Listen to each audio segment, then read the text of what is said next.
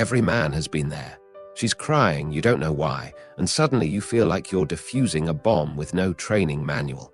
Your heart rate spikes, your palms sweat, and your brain screams, "Do something." But here is what nobody tells you.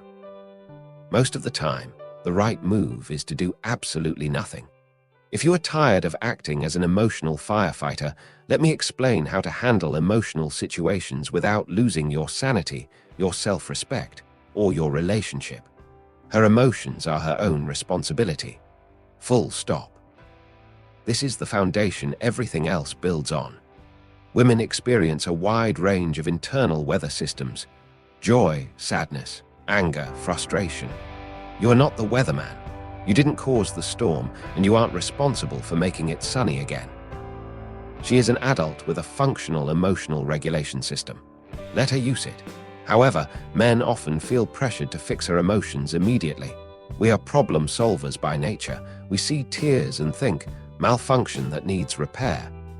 We hear complaints and think, issue requiring solution. This instinct serves us well in business and survival, but with emotions, it is like trying to nail jello to a wall. The harder you try to fix it, the messier it gets. I once had a client whose girlfriend would cry every Sunday night like clockwork. He spent months trying to figure out what was wrong, offering solutions, and making promises. It took him 6 months to realize she just had anxiety about Monday mornings. It had nothing to do with him. There was nothing he could fix. She was simply processing the transition to the work week. By intervening, he was exhausting himself over a problem that didn't exist. Here is the trap. Trying to stop her tears can accidentally reward the behavior. When you rush in with comfort, gifts, promises, or grand gestures every time she gets emotional, you are training a response pattern. It is basic psychology. Behavior that gets rewarded gets repeated. You think you are being caring, but you are actually creating a feedback loop where emotions become currency. If emotional outbursts consistently lead to attention, validation, or getting her way, you will inevitably see more of them. This isn't necessarily malicious manipulation. It is human nature. If it works, why would they stop? Your job is to break the cycle by changing the reward system. Most of the time, the correct response to emotional turbulence is non-interference. She isn't drowning. She's just swimming in rough water. Your job isn't to drain the pool, it's to let her navigate her own waters while you stay steady on shore. There is a massive difference between acknowledgement and engagement. Saying, "I see you're upset," respects her autonomy. Saying, "Let me fix everything that is making you upset," assumes she is helpless. Your emotional stability is your greatest asset. While her emotions are waves, you must be the lighthouse. The waves crash, recede, and crash again. The lighthouse stands unmoved. This isn't a lack of empathy, it is emotional leadership. Some women actually feel safer when you don't get pulled into their storms.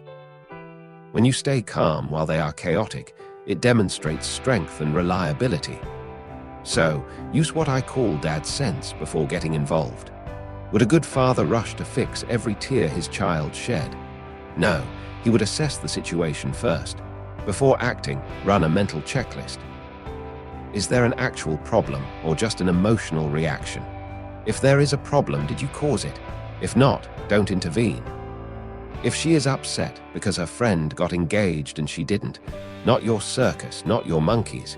If she is crying because work was stressful, that is life, not your failure. You also need to differentiate distress from manipulation. Some tears are a real release, others are tactical tools. Genuine emotion has no agenda. Manipulative emotion has a goal. Look for suspicious timing, like tears during important discussions where you are winning the argument, or emotional breakdowns before events she doesn't want to attend. If emotions consistently appear at strategically advantageous moments, they are strategies, not feelings. When you consistently respond to emotional displays with intense attention, you teach her that emotions equal attention. But peace purchased with validation isn't peace, it's appeasement. Here is how healthy emotional handling looks in practice. First, ask once. "Do you need anything from me?" If she says yes, find out what specifically. If she says no, believe her and carry on with your day.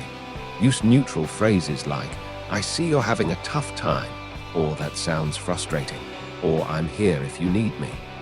And crucially, stay on your path. Never abandon your plans or principles because of her mood. If you wouldn't do something when she is happy, don't do it when she is crying.